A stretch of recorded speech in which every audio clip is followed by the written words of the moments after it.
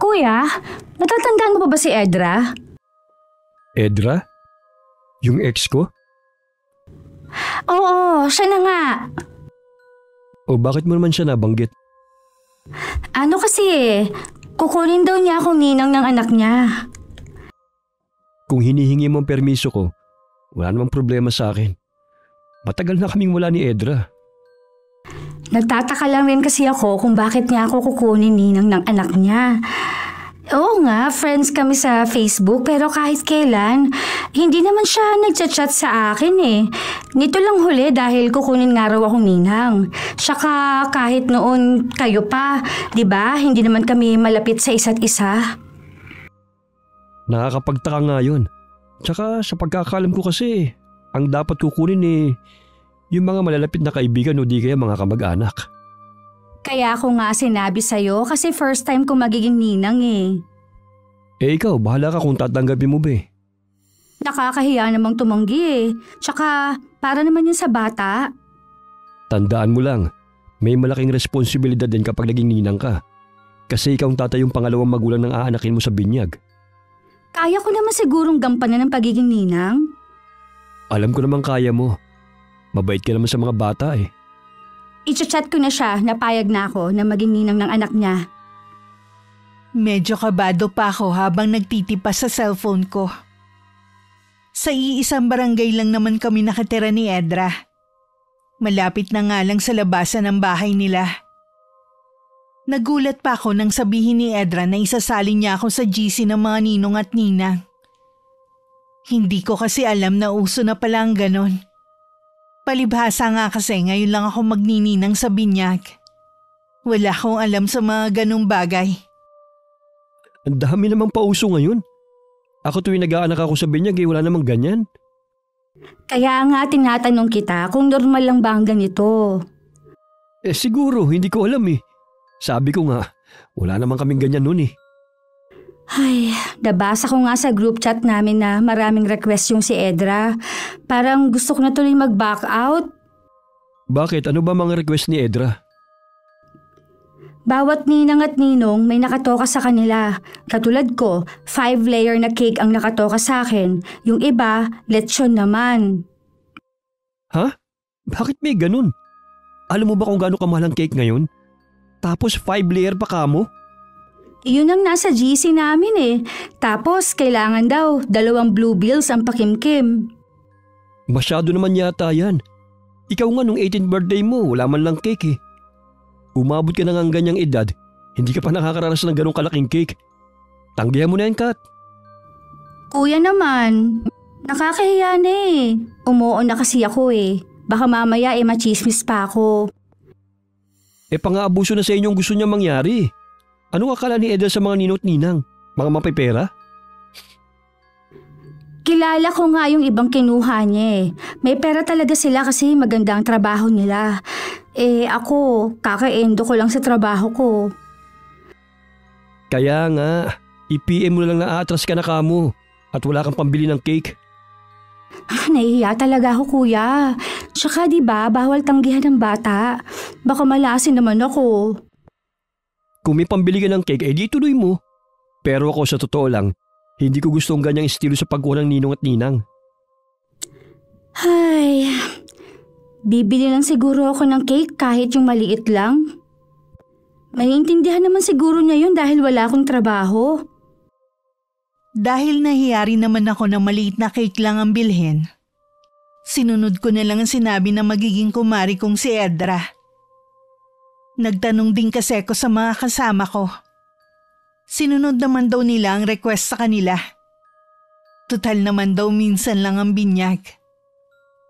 Dumating ang araw ng binyag. Sa simbahan na kami nagkita-kita ng mga kasama ko. Naging maayos naman ang binyag sa simbahan at pagkatapos nga, tumuloy na kami sa resort kung saan naroon ang handaan. Nagkausap din kami ni Edra na lalong gumanda sa paglipas ng mga taon. Sa pagkakatanda ko, magkasing edad lang sila ni Kuya. Uy, salamat Kat ha. Hindi mo ko tinanggihan na maging ninang sa anak ko. Wala yun. Bawal naman daw kasi tanggihan ng bata eh. Ay, totoo yan. Mamalasing ka habang buhay. Hindi mo naman siguro gusto mangyari yon, di ba? Akala ko kasabihan lang yan. Hindi totoo yun no. Salamat nga pala sa napakalaking cake ha. Nag-enjoy lahat ng mga bisita. Sabi ng mga kamag-anak ko masarap daw. Oo nga pala, baka makalimutan ko. Ito yung sobre. Ha? 2,000 lang? Akala ko ba 2 blue bills lang? Kaya ko lang sinabi yun na 2 blue bills para hindi bababa doon ang bigay ng mga ninong at ninang. Pero dapat mas mataas pa ron. Ikaw lang tuloy nagbigay ng ganitong halaga. Pasensya na ha. Hindi ko kasi alam eh. First time ko kasing magninang eh. Babawi na lang ako sa susunod. Dapat lang na bumawi ka sa susunod sa inaanak mo, no?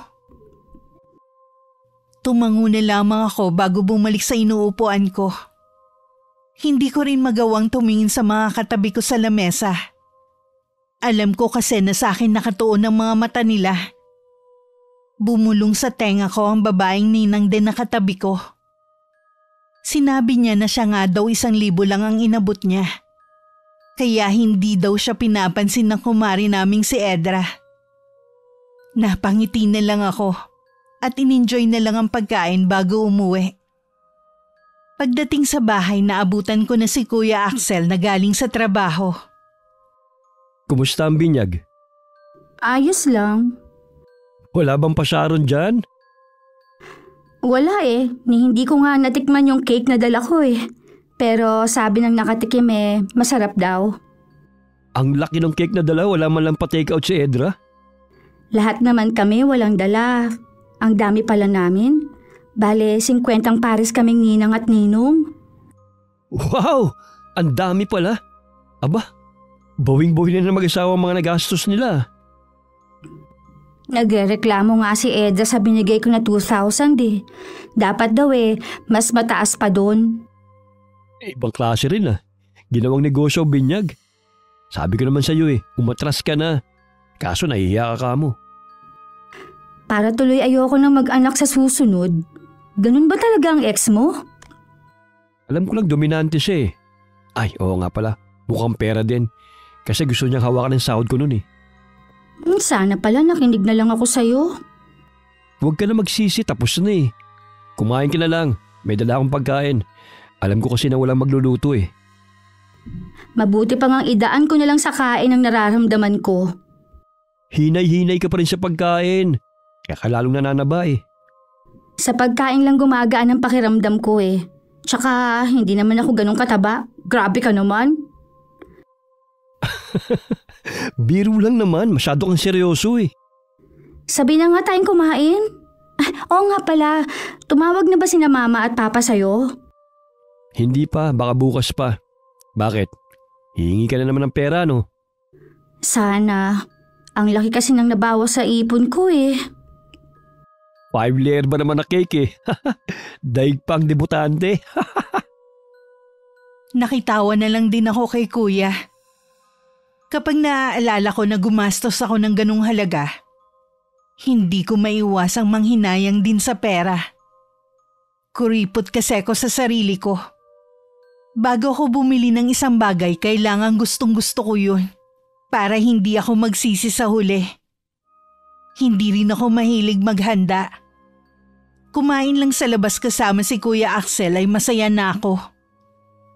Kahit sinasabihan ako ng mga magulang namin na padadalhan ako ng panghanda, itinatabi ko lang din ang padala nila. Nasa ibang bansa ang mga magulang namin ni Kuya Axel at bihira lang umuwi dito. Huling bakasyon yata nila 2 taon na ang nakakalipas. Baka sa susunod na taon sumunod na rin kami ni Kuya Axel doon. Gusto kasi ng mga magulang namin na sama-sama na kami. Uy, yung sinalang mo sa washing machine, kanina pa tumigil ang ikot. Inuna mo ba yung jacket ko? Isusunod ko na yon. Dapat yun ang inuna mo. Alam mo naman na matagal matuyo yun Maaga pa naman Matutuyo yon, wag ka mag-alala. Ano bang sinisilip mo dyan sa kabilang bahay? Kanina ka pa dyan Ilang araw ko nang napapansin na maraming tao dyan kina Lola Iska eh. Nagtaka ka pa eh. Manggagamot yung kapatid ni Lola Marta natin. Napakarami ngayon. Hindi katulad ng mga nakaraan. Dati naman wala kang pakialam ah. Bakit ngayon interesado ka? Wala naman. Noon pa kasi nahihiwagaan nga ako sa lola natin na yan eh. Dahil ba sa pagiging manggagamot niya? Isa na rin yun. Tsaka yung kakaibang titig niya sa akin. Nakakailang talaga eh. Tsaka alam mo ba, sabi ng mga pinsan natin, malimit daw sabihin ni Lola Iska na ako daw ang magmamana ng kanyang kaalaman. Diba ang weird nun? Marami naman siyang tunay na apo. Bakit sa akin pa niya ipapamana ang karunungan niya? Baka naman natutuwa lang sa'yo. Hayaan mo na lang. Ay, babalikan ko na nga yung mga nilalabahan ko. Mabuti pa nga. Yung jacket ko isunod mo ng isa lang. Nang araw na yun umalis ako para makipagkita sa dati kong kaklase. Bali 3 kaming kakatagpuin niya. Sa Hong Kong na kasi siya nagtatrabaho at bihira nang umuwi rito. Kaming 4 talaga ang malapit sa isa't isa mula nung high school. Dahil abala ako sa pakikipaghuntahan sa mga kaibigan ko, hindi ko alam na nagchat pala ang kumari kong si Edra. Napupunta siya sa bahay namin. Nang mga oras na yun, kasalukuyan naman nagtatabas ng damo ang kapatid ko nang dumating ang kumari ko. Wala si Kat ngayon eh. Nakipagkita sa mga kaibigan niya. Alam ba niya na pupunta ka ngayon? Nag-message ako sa kanya kanina eh. Pero hindi pa niya siguro nababasa. Malamang nga. Kasi siguradong busy yun. Bihira lang kasi sila magkita-kita eh. Pwede ko ba siyang hintayin? Baka dumating na rin siya eh. Sige. Pwede naman. Kaya lang hindi ko alam kung anong oras siya darating eh. Okay lang, hihintayin ko na rin siya. May gusto ka bang inumin? Salamat na lang. Katatapos ko lang din kasi magmerienda sa bahay ng kapatid ko. Galing kasi ko sa kanila. May ginagawa ka yata. Nagtatanggal lang ako ng mga damo. Kapag kasi ganitong wala akong pasok kung ano-anong ginagawa ka rito sa bahay.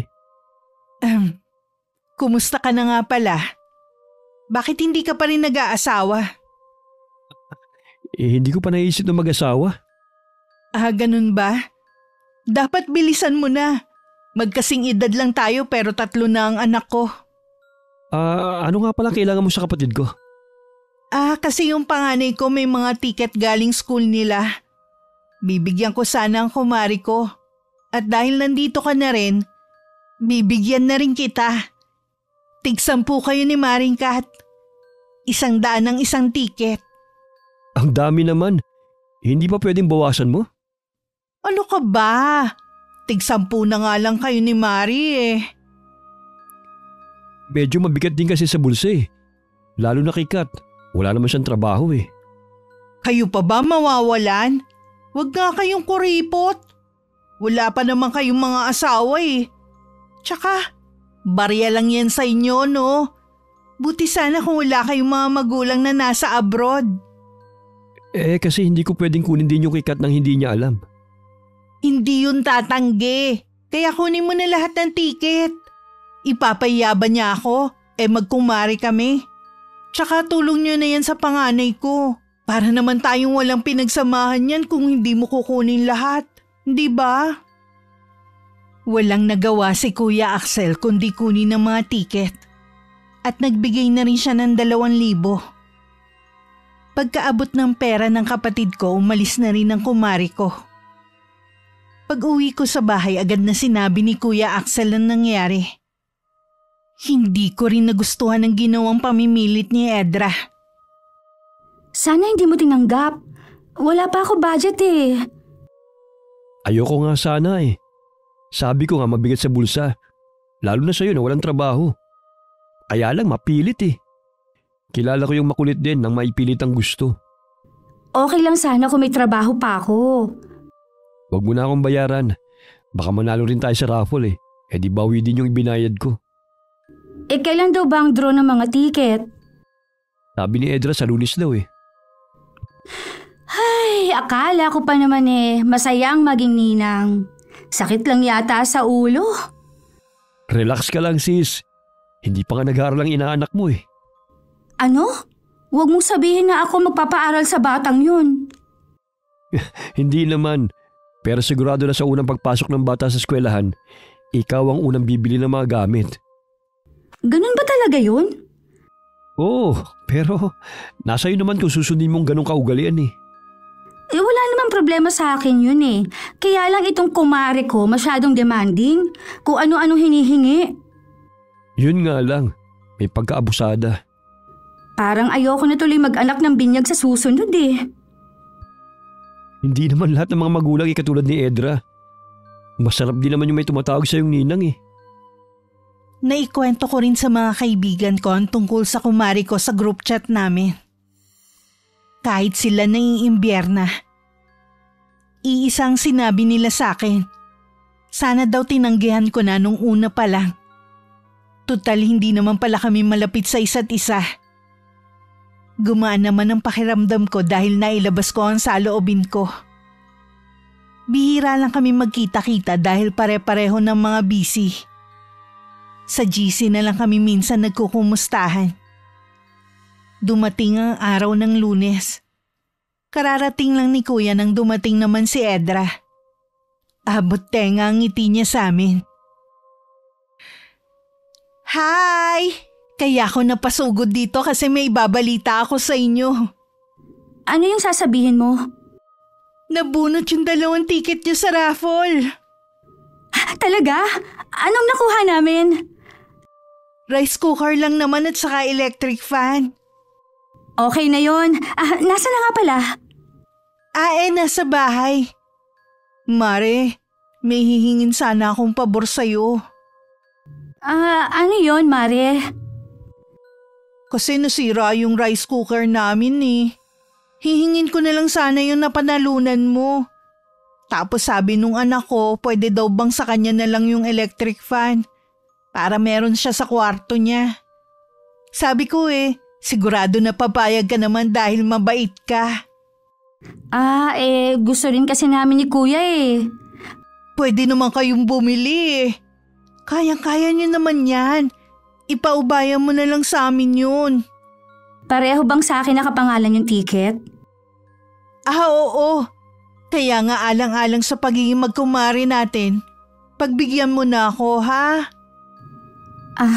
Sige na nga. Thank you, Mare. Sabi ko na, hindi ako mapapaya sa'yo eh. Sige, Mare. Uuwi na muna ako, ha? Bye! Pangklase rin talaga yung kumari mo. Hayaan mo na. Hindi naman talaga natin kailangan at meron naman tayo eh. Sana hinintay niya magkusa ka. Hindi yung pangungunahan ka niya. Mabuti na lang kuya, hindi mo siya nakatuluyan, no? Sinabi mo pa. Iniisip ko nga kung ano kayang sinasabi ng asawa niya sa ginagawa niya. Tingin ko naman mabait yung asawa. Ito lang talagang kumari ko ang problema. Akala ko matatahimik na ang buhay ko sa mga susunod na araw. Hindi pa pala. Panay kasi ang chat sa akin ng kumari ko. Umuutang ng pera dahil nagipit daw sila. Walang pambiling gatas. Kawawa naman daw ang inaanak ko. Para sa bata nagbigay naman ako. Nakukonsensya din naman ako na walang mainom na gatas ang bata. Ilang araw lang lumipas, nagchat na naman nagipit daw sila at may sakit ang inaanak ko. Alanganin daw ang sahod ng asawa. Baka daw pwede ko siyang pahiramin ng pambili ng gamot. Nagkataon naman na wala ako sa bahay at kinabukasan pa ang uwi ko. Kung ano-ano na mga sinabi sa akin sa chat. Hindi daw niya ako mapapatawad kapag may masamang nangyari sa anak niya. Para tuloy sa sabog ang ulo ko sa kakaisip. Sinabi niya yon? Oo kuya, pakiramdam ko tuloy ang sama ako ng tao dahil tinanggihan ko siyang tulungan. Itong tandaan mo, wala kang obligasyon sa babaeng yun, lalo na sa anak niya. Kapag nag-chat ulit siya, huwag mo na lang sagutin pa. Kung nandito lang ako kahapon kahit ako pa magdatid sa bahay niya. Kung hindi lang sa bata sasabihin ko sana sa'yo na magsuluyan na lang sana kayo ng kandila Pero huwag na natin idamay yung bata. Wala naman siyang kasalanan eh. Sana nga wag na siya mag-chat pa sa akin eh. Mas matatahimik pa siguro ako nun. Kilala ko si Edra. 5 taon din kami magkasintahan. Magpapalamig lang yon. Tapos kakausapin ka na naman na parang walang nangyari. Hindi rin siya marunong mahiya kapag ginawa pa niya yun. Pagkatapos sa mga binitiwan niyang salita sa akin. Kasalanan ko rin. Hindi kita binalaan sa ugali ng babaeng yon. Huwag mong sisihin ang sarili mo, kuya. Ako naman ang may gusto na tanggapin ang pagiging ninang ng anak niya. Ang mabuti pa, lumabas na lang tayo. Huwag ka na magluto. Sa labas na tayo kakain. Parang wala akong ganang lumabas ngayon dahil sa nangyari eh. Huwag kang papapekto sa babaeng yun. Mag-ayos ka na. Hihintay na lang kita sa labas. Napilitan naman akong sumama kay Kuya Axel. Mabuti na nga lang napilit niya ako. Nag-enjoy naman ako sa pinuntahan namin. Pag-uwi, tuluyan ko na rin nakalimutan ng lahat. Ilang araw muna akong hindi gumamit ng cellphone. Inabala ko muna ang sarili ko sa ibang bagay.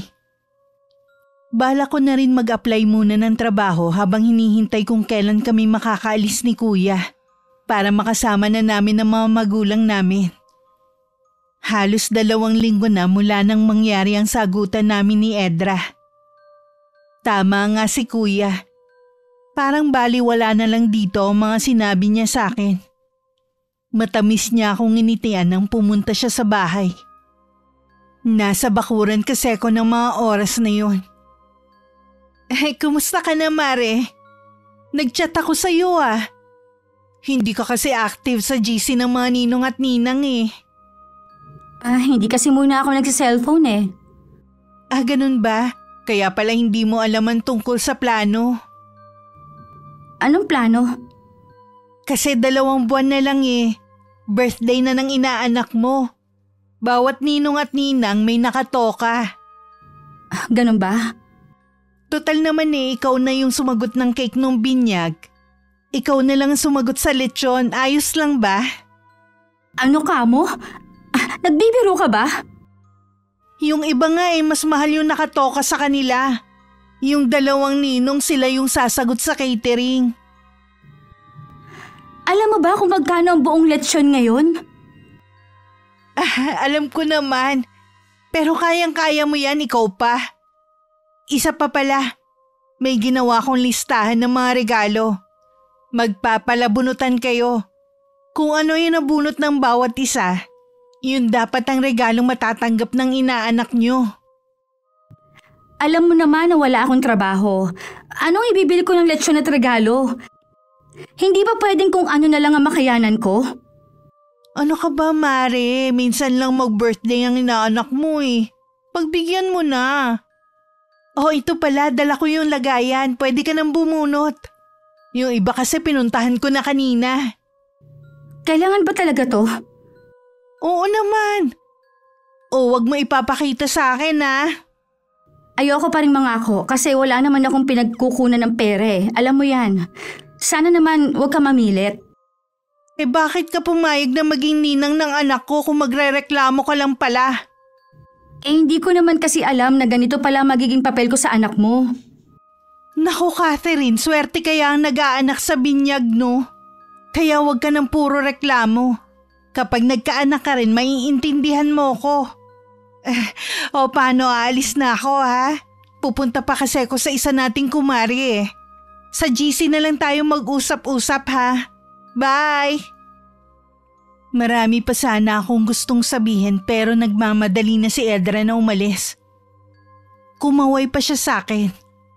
Hindi naman ako makamuha agad na nanatiling nakatayo lang. Maya-maya tiningnan ko ang nakatuping papel. Nanlaki ang mga mata ko nang mabasa kung anong regalo ang nabunot ko. Ilang oras din akong tulala hanggang dumating na nga si Kuya galing trabaho. Sinabi ko naman sa kanya na pag-usapan namin ni Edra. Tawang-tawa pa siya nung una. Nang makita niya akong naiinis na, bigla naman siyang sumeryoso. Huwag ka na magalit dyan.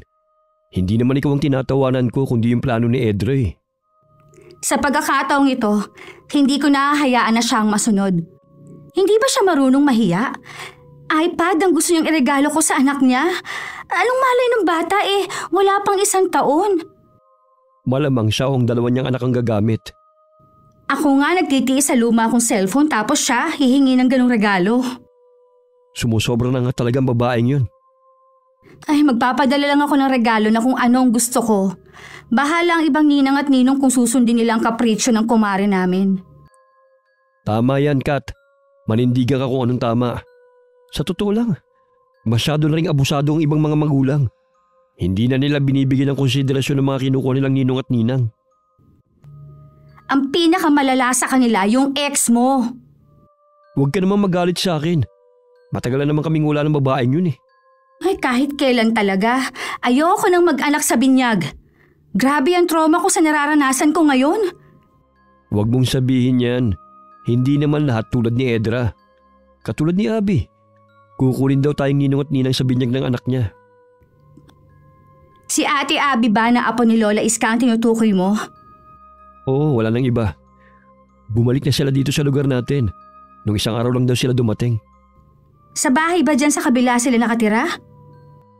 Oo, puntahan mo minsan. Naiilang ako kay Lola Iska Mabait naman si Lola Iska. Alam ko naman yun. Iba lang kasi siya makatitig sa akin para bang binabasa niya ang kaluluwa ko. Kasi nga paborito ka niya.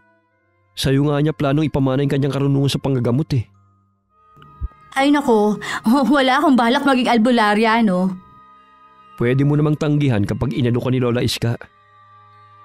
Kinabukasan dinalaw ko si Ate Abby sa kanila. Wala noon si Lola Iska. Meron daw pinuntahan kaya napalagay naman ako. Nasa 2 buwan pa lang ang anak ni Ate Abby at ng asawa niya. Wala na daw silang balak sundan dahil sa hirap ng buhay. Nalaman ko rin na puro kamag-anak lang ang kinuha niyang ninong at nina.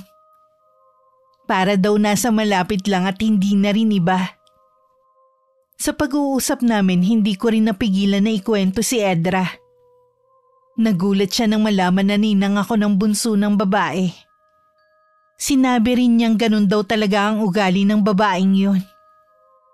Pauwi na sana ako noon nang ipatawag ako ni Lola Iska. Dumating na pala siya at lamang nandun ako. Mabuti naman iha, dumalaw ka rito. Opo, nabalitaan ko po kasi na nandito na nga daw sina Ate Abby. Kukunin daw niya po kami ni Kuya Axel na ninong at ninang. Mabuti naman hindi na iba ang mga kukunin niya. Mahalaga kasi ang gabay ng mga ninong at ninang. Kung sakaling hindi magampanan ng mga magulang ang kanilang tungkulin. Oo nga po, Lola, kumusta naman po kayo? Ayos lang naman po. Mas magiging masaya sana ako kung dadalasan mo ang pagdalaw sa akin dito. Baka kasi mamaya makaalis na kayong magkapatid. Sige po Lola Iska, dadalawin ko po kayo palagi. Wala naman po akong ginagawa sa amin. Salamat po. Siya nga pala. Nakikita ko na lagi mong kausap si Edra. Iwasan mo siya, Apo. Kapahamakan lang ang idudulot niya sa'yo. Ano po ang ibig ninyong sabihin? Dadanas ka ng matinding paghihirap dahil sa kanya. Hindi maganda ang aura niya. Gustuhin ko man po kasing iwasan siya, hindi po ganun kadali. Inaanak ko po kasi ang bunso niyang anak. Hay, mag-iingat ka pa rin sa kanya. Ito, suotin mo ang pulseras na ito. Gawa yan sa iba't ibang uri ng buto ng prutas. Para saan po ito? Pampaswerte at proteksyon laban sa masasama. Salamat po Lola, palagi ko po itong susuot. Ang ganda po, tamang-tama lang po sa akin ito. Hindi rin po kasi ako mahilig magsuot ng mga palamuti Gusto ko po ito dahil simple lang. Ilang sandali pa nagpaalam na rin ako kay Lola Iska. Madilim na rin kasi at baka hinahanap na ako ni Kuya Axel. Nangako na lang ako kay Lola na babalik na lang sa ibang araw. Pagka-uwi ko nakapagluto na si kuya. Tiningnan ko rin muna ang cellphone ko. Napakarami na palang chat sa akin ni Edra at maging sa GC namin.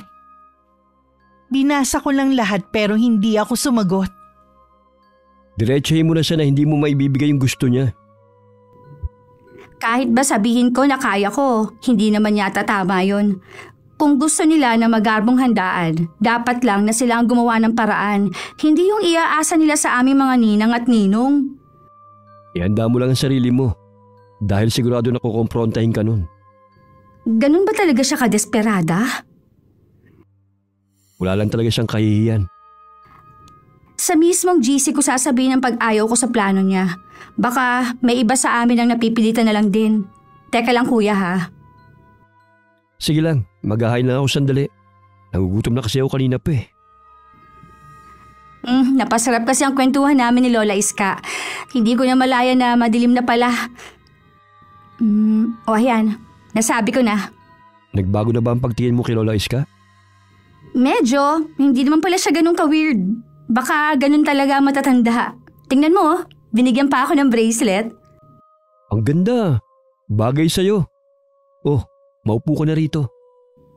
Sige, ako na lang din na magliligpit ng pinagkainan natin mamaya. Ikaw na nagluto eh. Nung gabi habang nakahiga na ako tsaka ako lang chinek ang cellphone ko. Tad-tad ng mga chat ni Edra ang GC namin. Naiiling na lang ako sa mga sinasabi niya. Ipinagtanggol naman ako ng ibang member sa GC. Sumasang-ayon halos ang lahat sa sinabi ko. Na hindi kailangan pilitin kami na magbigay sa kung ano ang gusto niya. Magalang rin ako nagpaalam na aalis sa GC namin. Pagkatapos ng ginawa ko, nakaramdam naman ako ng ginhawa.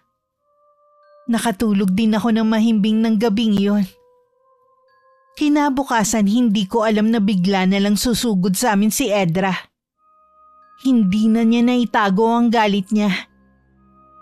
Alam mo, pinahiya mo ko sa ibang mga ninong at ninang. Sana sinabi mo na lang sa akin ng personal.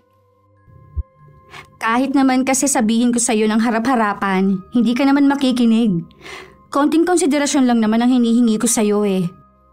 Gasino lang naman ang hinihingi ko sa'yo ah. Anong kasino? Sa hirap ng buhay ngayon at mahal ng bilihin, hindi ganun kadali ang maglabas ng pera. Kung gasino lang pala yon, bakit hindi ikaw ang bumili ng lechon na panghanda sa anak mo? Nagninang ka pa kung hindi mo naman kayang ibigay ang request ng anak ko. Ano ka mo? Request ng anak mo?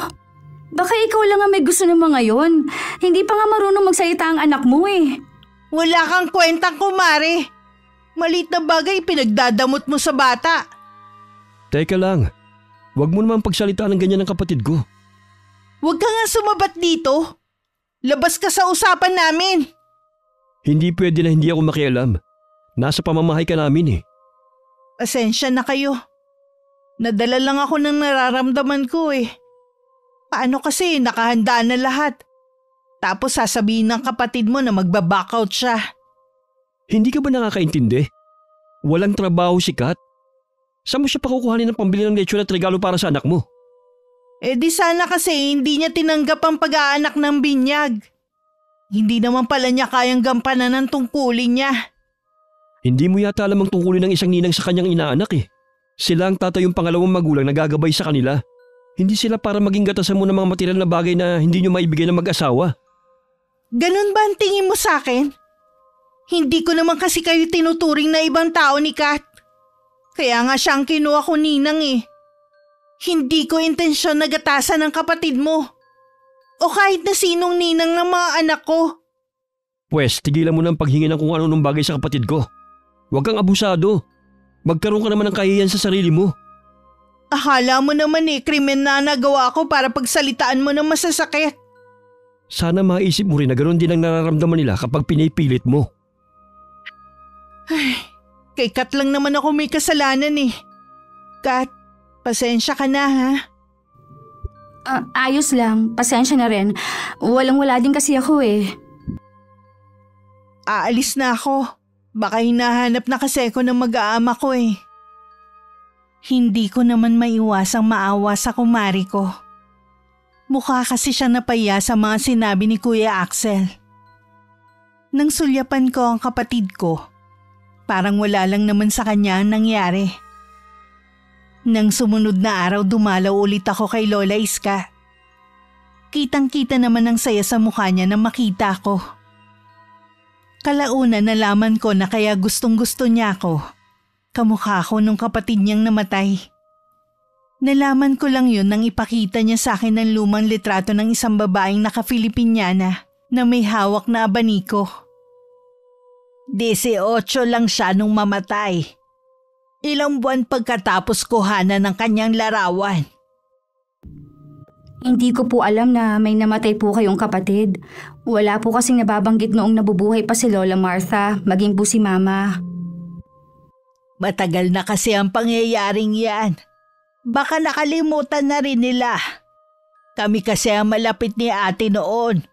Kaya kahit matagal nang nangyari ang pagkamatay niya, lagi ko pa rin siyang naaalala. Ano po ang ikinamatay niya? Basta na lang siyang nagkasakit noon. Hanggang maratay sa higaan. Halos 1 buwan din siyang naghirap. Dahil para lamang sa mga mapepera ang pagpapatingin noon sa doktor, hindi na namin siya nadala sa ospital. Sabi ng isang tumingin sa kanya, barang daw ang ikinamatay niya. Dahil nung malagutan siya ng hininga, nagsipaglabasan sa lahat ng butas ng katawan niya ang mga iba't ibang insekto. Barang po? Nalaman niyo po kung sino ang may gawa nun sa kapatid niyo? Hindi na namin natukoy pa. Mabait ang ate ko. Wala siyang kaaway ni isa. Pero marami ang naiinggit sa kanya dahil sa angkin niyang ganda nung araw. Hindi man lang pala nabigyan ng hustisya ang pagkamatay niya. Ipinasa Diyos na lamang namin ang nangyari sa kanya. Lola, totoo po ba talaga ang barang? Oo, iha. Marami na rin ako nagamot ng mga binarang noon. Napansin ko nga rin po na marami pa rin na nagpapagamot sa inyo hanggang ngayon eh. Kahit mahina na ang katawan ko, hindi ko pa rin mahindian ang mga lumalapit sa akin. Dapat po siguro magpahinga na kayo sa panggagamot nyo. Hindi rin po kasi biro ang pagharap sa maraming tao. Balang araw, iha. Kusa na rin akong titigil. Makahulugan pang tumingin sa akin si Lola Iska. Mula na naging malapit ako sa matanda, madalas na ako sa kanila. Masaya din kasi siyang kausap. Minsan naman kapag nagpapahinga pa si Lola Iska, si Ate Abby ang madalas kong kakwentuhan. Sa kanya ko rin nalaman na kung ano-ano ang ipinagkakalat ni Edra tungkol sa akin. Kesyo napakakuripot ko daw na ninang. Ako naman daw ang nagpresenta na maging ninang ng anak niya. Naiinis man nagsawalang kibuna lang ako, kesa lumaki pa ang issue. Huwag mo na lang pansinin ang mga sinasabi niya. Matindi talagang trauma ang inabot ko sa kanya. Sa susunod, matuto ko na lang tumangi kapag may kukuha sa iyong ninang. Lalo't hindi mo naman lubusang kilala. Ay, siguro magpapadala lang ako ng regalo sa inaanak ko kahit para na lang sa bata. Pwede rin naman, tapos tuwing Pasko mo na lang bigyan ng regalo. Malapit na rin pala ang pabinyag ni Ate Abby. Wala pa tayong nabibiling regalo. Sabay na tayong bumili sa 1 linggo. Nagpadala pala sila mama ng panggastos natin dito. Bilhan na rin daw natin ng regalo yung anak ni Abby. Sabik na rin ang mga yun sa apo. Di ba nga, pinipilit ka niya dati na mag-asawa na? Hindi ko pa talaga oras para mag-asawa nun. Meron naman daw sa yung irareto sina mama kapag naroon na tayo. Ayaw talagang tumigil ni mama. Sabi ko nga sa'yo gusto na nilang magkaapo. Siyempre, ikaw ang kukulitin nila. Huwag na nga natin pag-usapan ng tungkol sa bagay na yan. Alis muna ako ha. Magkikita kasi kami ng kaibigan ko eh. Ilak mo ang pinto ha. May dala naman akong susi eh. Sige kuya, mag-iingat ka ha. Dumating ang araw ng kaarawan ng inaanak ko kay Edra. Wala akong balita kung natuloy ba ang paghahanda niya. Ipinaabot ko lang kasi ang regalo ko. Nung dumating ang araw ng pabinyag ni Ate Abby, hindi ko akalain na imbitado rin pala ang mag-asawa. Sabi ni Ate Abby, asawa raw niya ang nag-imbita sa kanila. Habang nakaupo ako sa sulok, lumapit naman sa akin si Edra. Oh, isa ka pala sa mga ninang ng anak ni Abby. Oo, kami ni Kuya Axel. Mga pinsan nga lang ang kinuha ni Ate Abby ng mga ninong at ninang. Wala talaga kayong kawala. Madali kayong hagilapin kapag Pasko. Hindi naman habol na mag-asawa mga regalo. Gusto lang kasi nila yung hindi iba sa kanila. Sa bagay nga. May iba nga pala ako. Natanggap pa ba yung regalo ko para sa inaanak ko? Oo. Hindi mo talaga sinunod yun sa palabunutan. Hindi talaga kaya ng bulsa kong hinihingi mo eh. Kita mo nga itong cellphone ko, ilang taon na ito. Hindi ko pa rin napapalitan. Di ba nasa abroad ang mga magulang nyo? Hindi kasi porket nasa abroad ang mga magulang namin ni Kuya, aasa na kaming maraming pera kahit wala naman. Kung nagpapadala man sila, sapat lang. Wala din palang silbi ang pag-a-abroad, no? Depende yon. Ang mga magulang kasi namin meron silang pinaglalaanan. Wala ba kayong balak sumunod sa kanila? Meron. Kaya pala hindi ka na ulit nag-apply ng trabaho. Pagkatapos ng pag-uusap namin ng araw na yun ng kumari ko, panay na naman ang chat niya sa akin. Minsan pumupunta rin siya sa bahay para makipagkwentuhan. Minsan magkausap kami nang bigla na lang napatid ang pulsera sa kamay ko. Nagtataka naman na pinulot ko ang nagkalat na beads. Pwede mo ba itong ayusin, Kuya? Bigla na lang napatid kanina habang nag-uusap kami ni Maring Edre. Ilagay mo muna dyan. Ayusin ko mamaya. Madali lang naman yan eh. Ay, salamat naman. Bigay pa naman ni Lola Iska ang pulseras na yan. Mukhang okay na naman ulit kayo ni Edra. Oo, siya naman tong lumapit at nakipag-usap eh. Wala naman ba siyang hinihingi na kahit na ano? Wala naman. Mabait na siya makipag-usap eh, hindi katulad dati. Nahihiya nga raw siya sa'yo eh. Kaya tinataon niyang wala ka rito sa bahay kapag pupunta siya. Alam mo, sa totoo lang, hindi ko gusto ang pakikipaglapit na naman niya sa'yo. Ewan ko ba? Baka may iba na naman siyang intensyon. Wala naman siguro. Tsaka sinabihan na natin siya eh. Wala siyang mahihita sa atin. Hindi naman na sumagot pa si Kuya Axel. Ipinaalala ko ulit sa kanya tungkol sa pulseras bago ko siya iniwan.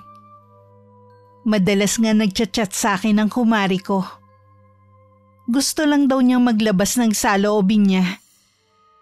Wala daw kasi siya mapagsabihan ng mga problema niya sa bahay. Katulad na lamang ng pagkukulang ng asawa niya.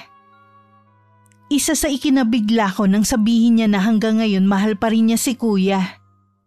Nagsisisi na daw siya kung bakit siya nakipaghiwalay sa kapatid ko. Dahil sa hindi ko alam ang magiging reaksyon ko, hindi na lang ako sumagot. Kinabukasan habang nag-aalmusal, kinumusta ko si Kuya kung meron ba siyang dinedate. Bakit mo naman naitanong ang bagay na yan? Wala naman, naitanong ko lang. Masama ba magtanong? Focus muna ako sa trabaho ko. Kaya iwas muna ako sa pakikipag-date. Tsaka, di ba nga susunod tayo sa mga magulang natin? Kuya, bakit nga pala kayo nagkahiwalay ni Edra noon? Siya naman ang nakipaghiwalay sa akin noon eh. Masyado na kasi niya akong pinaghahanapan. Lagi niya akong kinukumpara sa ibang lalaki. Hindi siya makapaghintay na umasenso ko. Hindi ka naman ba nagsisisi na naghiwalay kayo? Para pa nga ako nabunutan ng tinik. Ganun ba? Akala ko pa naman meron ka pang nararamdaman sa kanya. Wala na no. Tagal na naming wala eh. Bakit? Napag-uusapan niyo ba ako? Ha? May problema kasi sila ng asawa niya ngayon eh.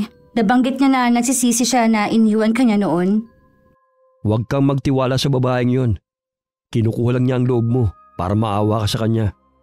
Malamang may kailangan na naman yun sa'yo. Malay mo naman, baka totoong may pinagdadaanan siya. Nagkibit-balikat lang si kuya at hindi na humibo pa. Nang matapos siya sa pagkain niya, tumayo na siya at lumabas ng kusina. Napaisip naman ako sa sinabi ni kuya tungkol sa kumari ko. Kinabukasan dumating na naman ang kumari ko sa bahay. Nagkatinginan pa kaming magkapatid. May dala rin siyang lumpiang sariwa gawa daw ng nanay niya. Ito oh, paborito yan ng kuya mo. Hindi ba, Axel? Hindi ka na sana nag-abala pa. Naisip ng inay na padalhan ka kasi nga, naalala niya na paborito mo ang lumpiang sariwa. O talaga? Akala ko ba ayaw niya sa akin noon? Bakit ngayon naalala niya ako? Gusto ka naman talaga ng inay noon. Mukha lang hindi kasi nga lagi siyang pagalit magsalita. Okay, tapos na yun. Kalimutan na natin. Maiwan ko na muna kayo. Alis ka? Akala ko wala kang trabaho pag ganitong araw. Nabanggit kasi ni Kat. Wala nga, pero magkikita kami ng mga kaibigan ko. Aalis na ako, Kat. Yung billing ko sa'yo, ha? Oo, kuya. Madalas ba siyang umalis? Oo, yun lang kasi ang libangan niya eh. Ang sarap pala ng buhay ng kuya mo, no? Balita ko maganda rin ang trabaho niya. Bakit nga pala wala pa siyang sasakyan? Noon pa naman ayaw niya. Hindi daw praktikal. Oo nga pala. Nabanggit mo na susunod kayo sa mga magulang niyo sa ibang bansa. Oo, baka isa rin yun sa dahilan ni Kuya Axel. Ang swerte ng mapapangasawa ng kuya mo, no? Ay, oo. Swerte talaga ang nirereto ni Mama sa kanya. Merong nirereto sa kanya? Oo. Kaya nga minamadali na kami sa pag-aayos ng mga papel eh. Kaya nga pala ako nandito. Nakakayaman eh. Pwede ba akong manghiram sa'yo ng pera? Huwag mo na sanang babanggitin sa kuya mo, ha? Saan mo ba gagamitin? Matagal pa kasi ang sahod ng asawa ko eh. Ibibili ko sana ng gamit ng mga bata. At pakakainin ko sila sa labas. Ito lang kasi ang mapapahiram ko sa'yo eh. Ha? Ito lang? Kasi medyo malaking halaga kasi ang kailangan ko eh. Pasensya ka na ha, yan lang talaga ang pera ko. Galing pa nga yan kay kuya eh. Ay, sige. Pagkakasyahin na lang namin to ng mga bata. O paano? Aalis na ako ha? Naiiling na lang ako na sinundan ng tingin ng kumari ko. Hindi niya maitago ang pagkadismaya sa mukha niya. Nang mga sumunod na araw, laging nagchat-chat ang kumari ko sa akin. Bumalik na naman siya ng pangungulit sa panghihiram sa akin. Tuwing sinasabi kong wala akong pera, binubueltahan naman niya ako na nakakapasyal nga daw kami ng pinsan ko kung saan-saan. Tapos sasabihin kong wala akong pera. May mga pagkakataon na napipikon ako sa kanya mga sinasabi. Kaya madalas hindi ko nalang pinapansin ang mga chat niya. Para makaiwas din, madalas ako sa bahay ni Lola Iska. May problema ka ba, iha? Bakit niyo naman po naitanong yan, Lola? Nakikita ko kasi sa mga mata mo eh. Paano po kasi yung kumare ko? Wala nang ginawa kundi umutang at manghingi ng mga bagay para sa mga anak niya. Wala namang masama kung magbibigay tayo sa kapwa natin. Lalo na kung walang-wala naman talaga. Pero dapat may limitasyon pa rin para hindi ka abusuhin. Nagbibigay lang naman po ako dahil sa inaanak ko. Kaya lang po napansin ko na umaabuso na rin. Hindi ko na nga lang po pinapansin ang mga chat niya sa akin eh. Si Edra ba ang tinutukoy mo? Opo, siya nga po. Hindi maganda ang naririnig ko sa pamilya ng babaeng yon. Mabuti pa iwasan mo na bago ka pa mapahamak. Nabanggit niyo nga po sa akin yan dati pa.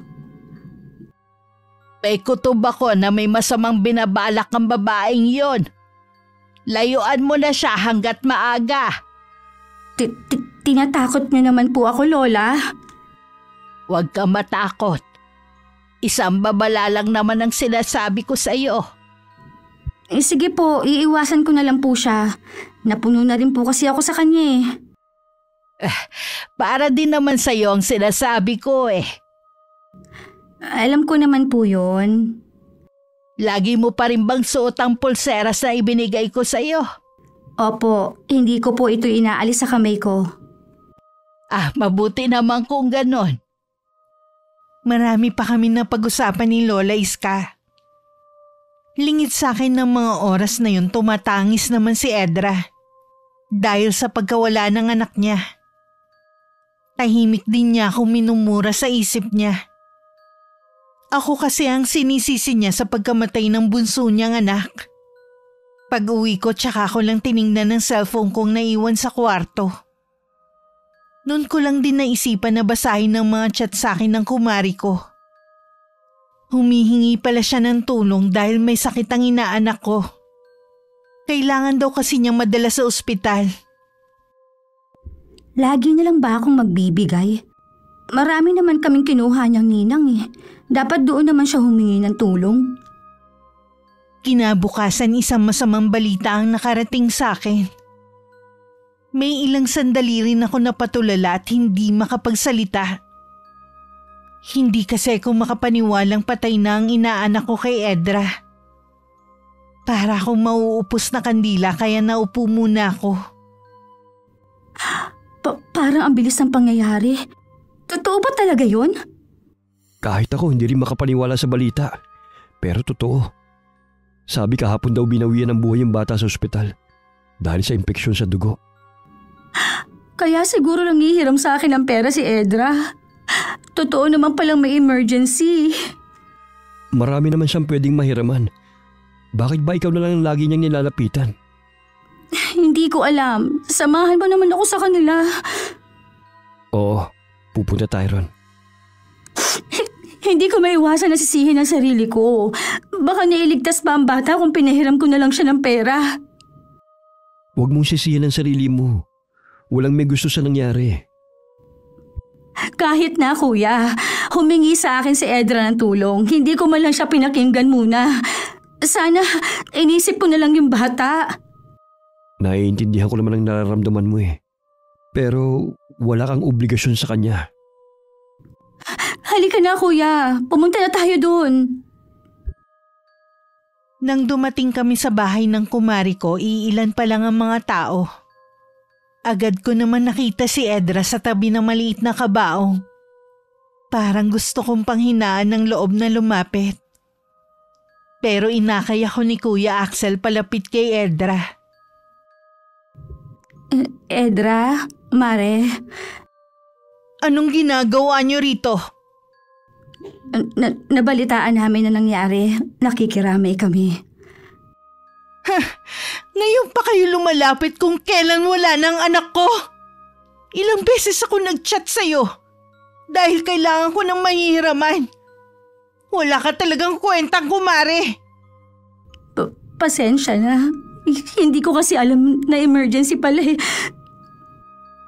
May magagawa pa ba ang pasensya mo? Tingnan mo ang anak ko. Tingnan mo kung nasan siya ngayon. Hindi ko naman gusto ang nangyari. Hindi mo gusto?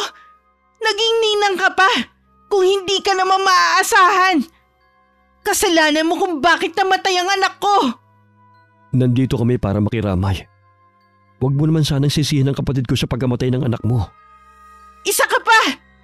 Pareho kayong walang kwenta nitong kapatid mo. Alam mong marami nang naitulong ang kapatid ko sa'yo. Kaya sana naman, huwag mong sabihin na wala siyang kwenta. Isa pa, hindi niya obligasyon na tuwing hihingi ka ng tulong, lagi siyang meron. Dito pa talaga ninyo naisip na manumbat ng mga ginawa ninyo? Hindi rin kasi tama na siyang sisihin mo sa pagkamatay ng anak mo. Mabuti pa umalis na kayo. Hindi ko kailangan ng pakikiramay nyo. Mare. Huwag mo akong tawagin, Mare. Mula ngayon hindi na tayo magkumare! Mabuti pa umalis na tayo, Kat. Naipaabot na rin naman natin ang pakikiramay natin. Hinila na ako ni Kuya paalis sa lugar na yun habang tuloy sa mahinang pag-iyak. Pagdating sa bahay, nagkulong ako sa kwarto ko. Hindi na rin ako bumalik doon. Hanggang mabalitaan namin na inilibing na ang inaanak ko. Marami ding kumalat na chismis tungkol sa nangyari. Naisip namin ni Kuya na marahil si Edra din na nagpakalat noon. Marami ang naniwala sa kanya. Pero mas marami ang pumanig sa akin. Lalo na ang ibang ninong at ninang ng bata. Huwag kang magpa-apekto sa mga sinasabi ng mga taga rito. Ang iba kasi nakikisawsaw lang sa issue. Hindi ko lang kasi maiwasan, Kuya. Lalo na kapag lumalabas ako, ang dami nilang tanong. Huwag mo na lang sila pansinin. Tignan mo, sa kakaisip mo, nangangayayat ka na. Palalamigin ko na lang ang sitwasyon tapos pupuntahan ko si Edra. Hihingi ulit ako ng kapatawaran. Ayoko naman na may kagalit eh. Sige, ikaw ang bahala. Kuya. Ay! Hala, napatid na naman. Pangalawang beses na yung napapatid yung pulseras mo ah. Oo nga eh, pwede bang ayusin mo muna? Oo, pero baka bukas na. May lakad kasi ako ngayon eh. Ako na magsasara ng mga bintana. Baka umagahin kasi ako ng uwi eh. Susunduin ka ba ng barkada mo dito? Kuya? Bakit? Ano kasi, si Edra nasa labas. Dito nakatingin. Ha? Nasaan? Yun oh, tumalikod na. Sana tumuloy siya dito para makapag-usap kami. Hindi na lang muna ako aalis. Tatawagan ko na yung kaibigan kong susundo sa akin dito. Bakit naman? Ituloy mo ng lakad mo, nakakahiya sa mga kaibigan mo eh. Hindi kasi maganda ang kutob ko eh. Mag-isa ka pa naman dito sa bahay. Akala mo naman eh, ito ang unang beses na may iwan ako dito sa bahay. Iba kasi ang pakiramdam ko ngayon. Basta, hindi na lang ako aalis. Dahil sa nakita mo si Edra? Hindi lang yun. Nag-iba nga rin ang pakiramdam ko. Sige, ikaw na nga ang bahala kung ayaw mo nang umalis. Yun ang kauna-unahang pagkakataon na nakita kong balisa si Kuya Axel. Ipinagkibit-balikat ko na lang yun. Ang nasa isip ko ang pagpunta ni Edra sa amin. Maraming beses din ako nagchat sa kanya pero hindi siya sumasagot. Kahit nababasa naman niya. Naisip kong hayaan na lang siguro. Makakalimutan din ng mga tao ang nangyari. Mabilis ding nagdaan ng mga araw. Isang hapon na pupunta sana ako sa kabilang bahay nang bigla na lang dumating si Edra. Edra? Anong ginagawa mo dito? Mukhang masaya ka na. Habang ako nagluluksa pa rin. Walang may gusto sa nangyari. Sa tingin mo kaya, kung napahiram kita ng pera noon, maililigtas ba talaga ang anak mo? Sa mga sinabi ng mga tao dito sa atin, halos 1 linggo nang may sakit ang anak mo. Wala ka bang ibang kamag-anak na pwede mong mahiraman? O sadyang gusto mo lang na akong masisi? Parang pinalalabas mo na pabaya akong ina. Ganun ba? Wala akong sinasabi na ganyan, pero responsibilidad ng mga magulang na ibigay ang lahat ng kailangan ng anak niya at hindi ng ibang tao. Palibasa kasi wala ka pang anak kaya ganyan ka magsalita. Hindi mo ko naiintindihan. Hindi ko kailangan na mag-anak para lang maintindihan kita.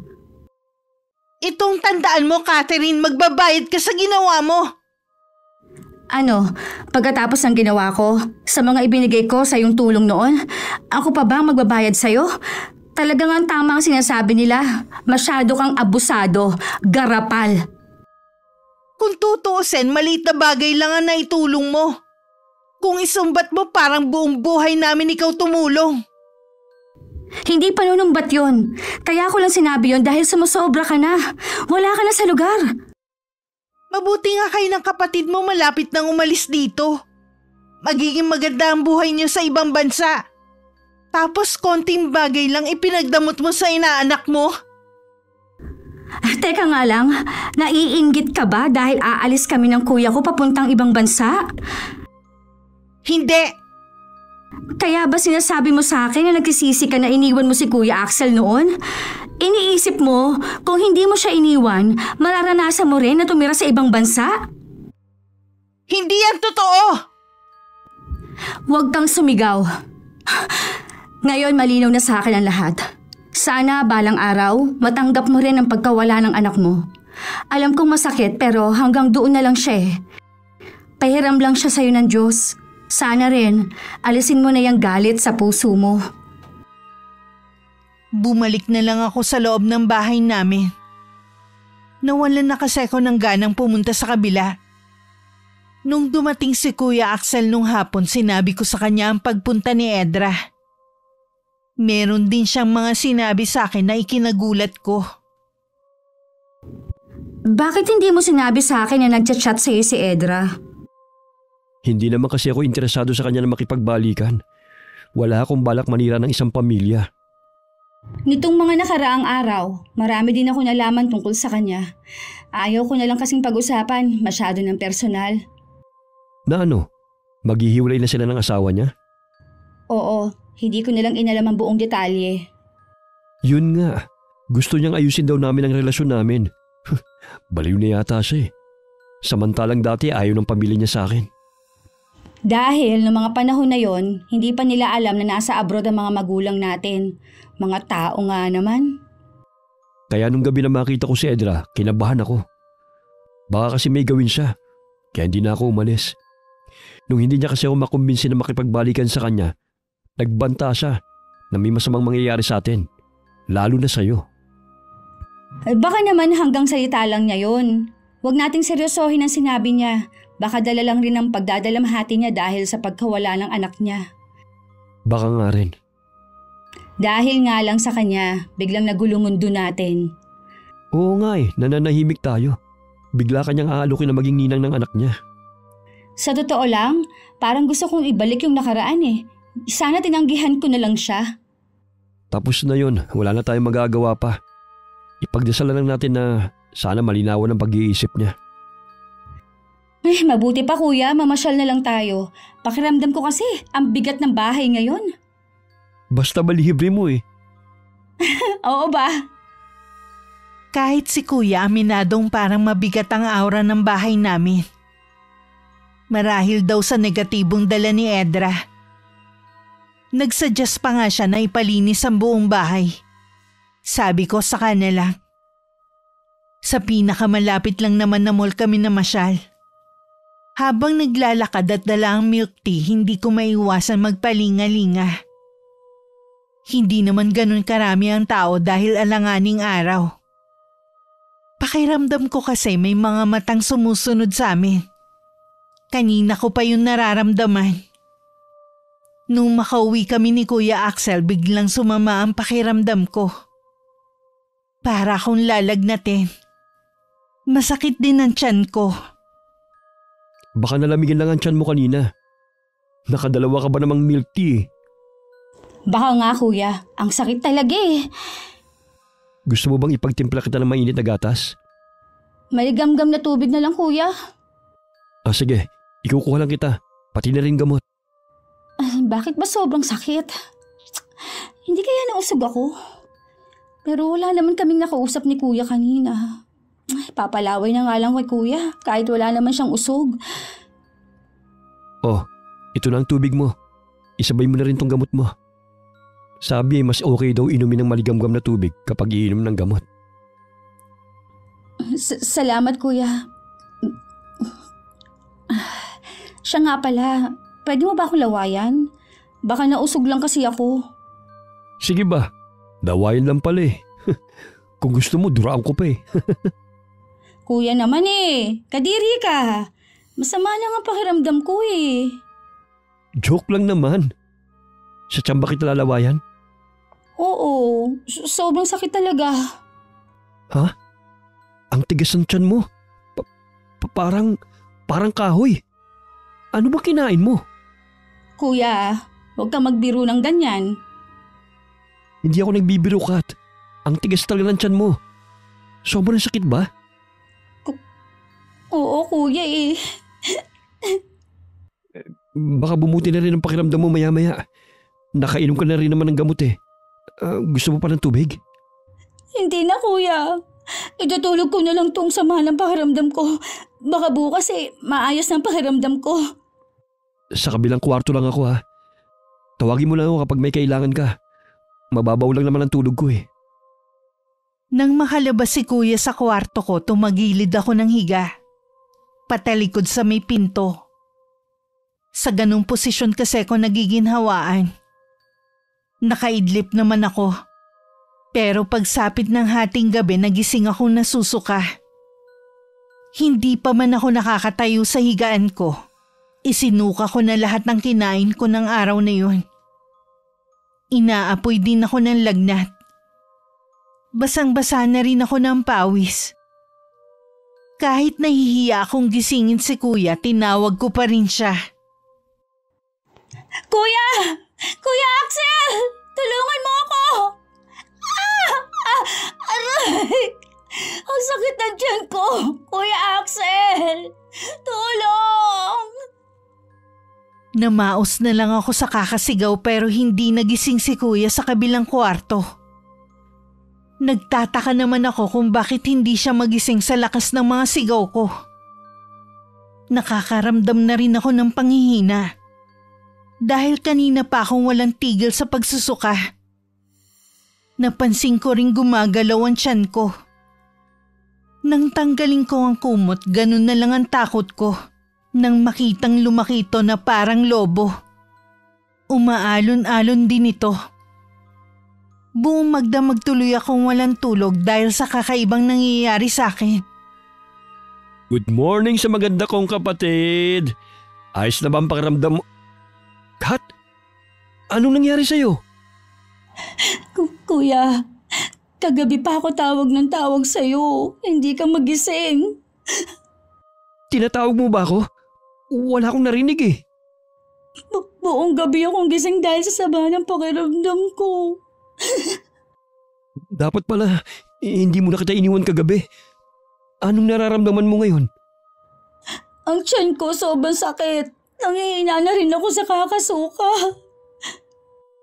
Teka lang, bakit may sugat ka? Kagabi wala naman yan ah. Hindi ko alam, kuya. Sobrang sakit ng buo kong katawan. Pakiramdam ko rin parang may tumutusok sa tiyan ko. Dadalhin kita sa ospital ngayon. Halika, tutulungan na kita magbihis. Kaya mo bang umupo? Hindi, kuya eh. Parang napaparilsa ang buo kong katawan. Ako na lang. Teka lang, kukuha ko ng damit mo. Binuhat na lang ako ni kuya para makasakay ako sa tricycle na tinawag niya. Pagdating naman sa ospital, agad ako inasikaso ng doktor at nurse sa emergency room. Binigyan lang naman ako ng mga gamot at ointment para sa mga tumutubo kong sugat sa katawan. Para makasigurado, nagpa-lab test na rin ako. Normal naman ang mga test ko. Sana may nakain lang akong nakasama sa tiyan ko. Kagabi talaga, sobrang laki na parang sasabog ang tiyan ko. Baka nga, kailangan siguro maging maingat ka na sa mga kinakain mo. Oo, kuya. Hindi ba tayo lalabas ng ospital? Hinihintay ko lang yung doktor na tumingin sa'yo. Kanina pa kasi ako kinikilabutan eh. Sa mall pa lang, pakiramdam ko merong nagmamasid sa akin. Akala mo lang yun. Dahil siguro sa dami ng iniisip mo. Basta kuya, huwag ka nga alis sa tabi ko ha. Oo naman. Lagi lang akong nasa tabi mo. Nung hapon nakauwi na rin kami sa bahay. Sa sala muna ako naglagay dahil nililinis ni kuya ang kwarto ko. Pagpasok pa lang sa bahay, ang bigat na ng pakiramdam ko. Para bang nawala na ang maliwalas na aura ng bahay namin.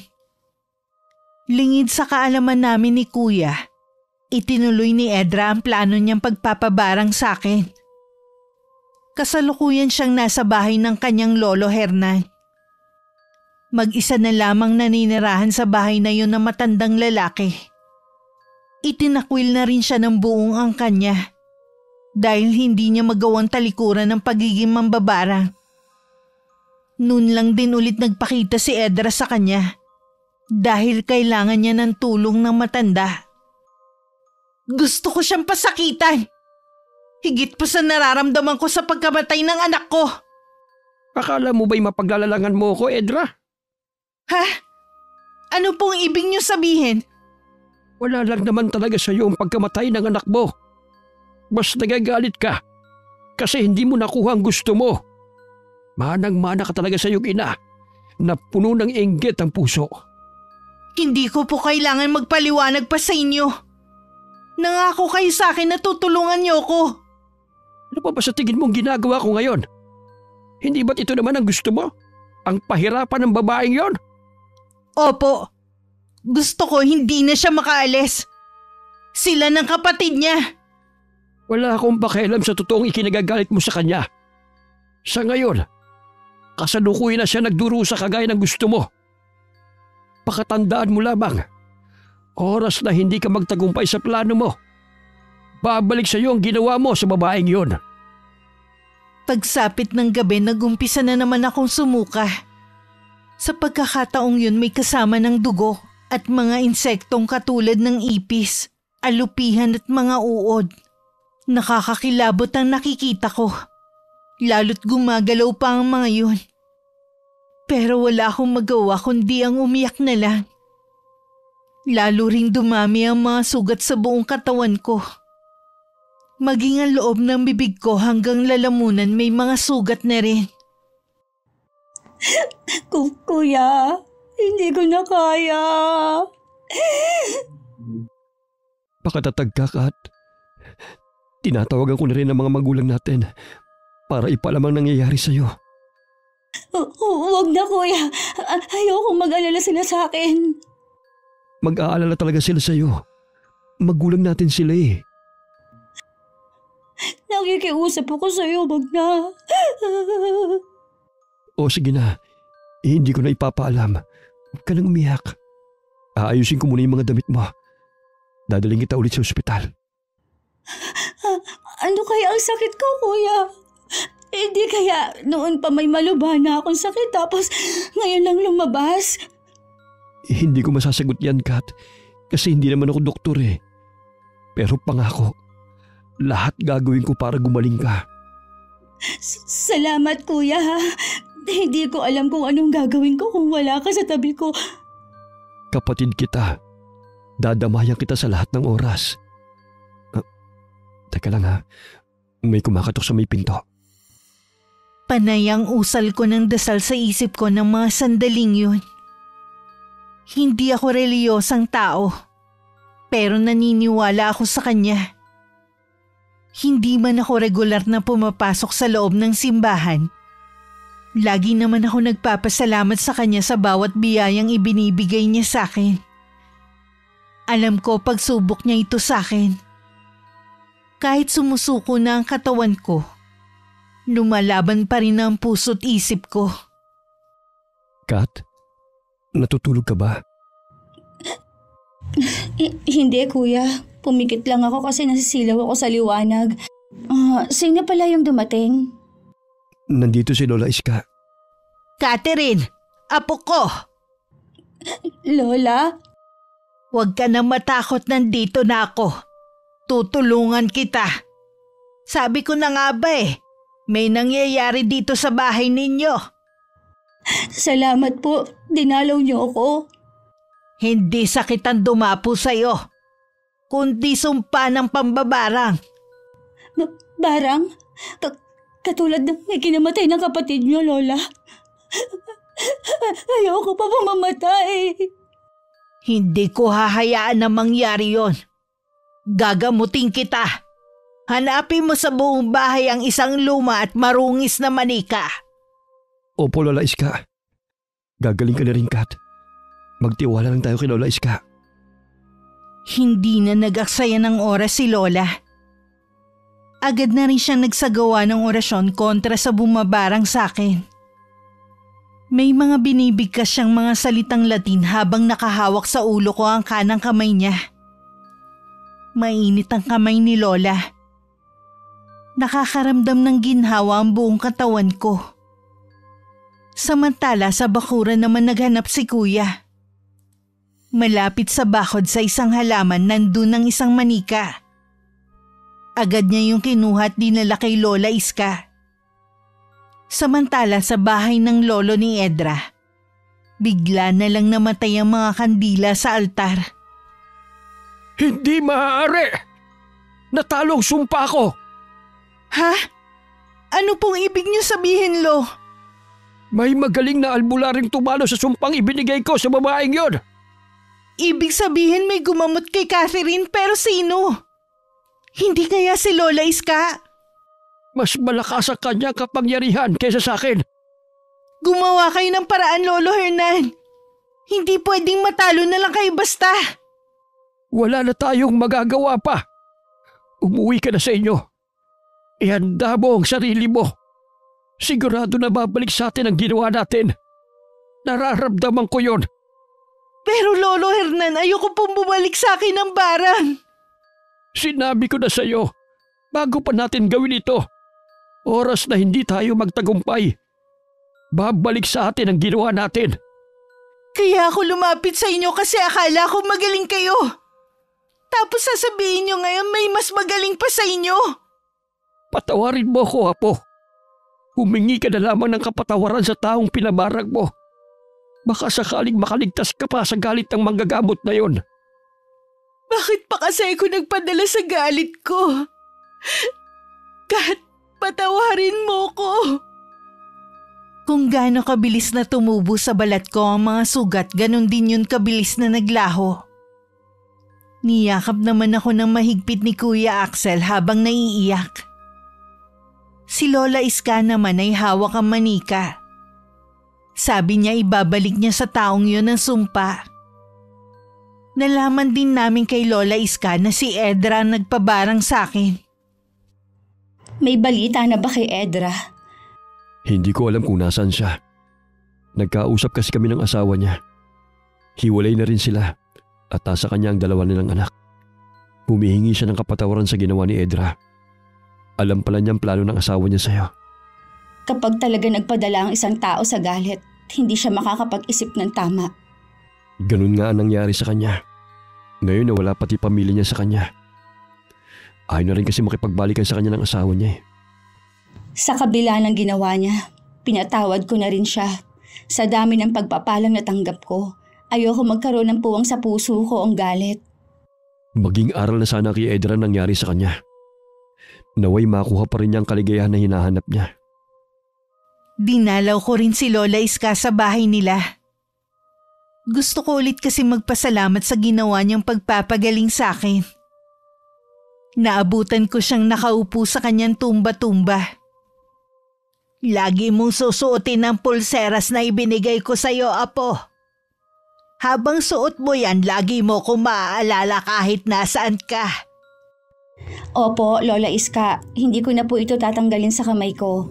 Naalala ko pala na pati dito kaya hindi ko naisuot. Kaya siguro mabilis kumapit sa akin yung sumpa. Kaya laging napapatid dahil nag-uumpisa na ang barang sa'yo. Mabuti na lamang naagapan pa rin kita. Sa totoo lang po, sobra akong natatakot nun. Naalala ko kasi ang kapatid nyo na namatay. Nung mamatay ang kapatid ko, nangako ako. Kapag naging manggagamot ako, poprotektahan ko lahat ng miyembro ng pamilya ko. Natupad niyo po ang pangako ninyong yon. Wala pong nagkakasakit ng malubha sa pamilya natin. Sabay naming pinagmamasdan ni Lola Iska ang paglubog ng araw. Dumating din si Kuya Axel at tumabi sa amin. Malayo man kami sa aming mga magulang. Wala na rin akong mahihiling pa. Wakas,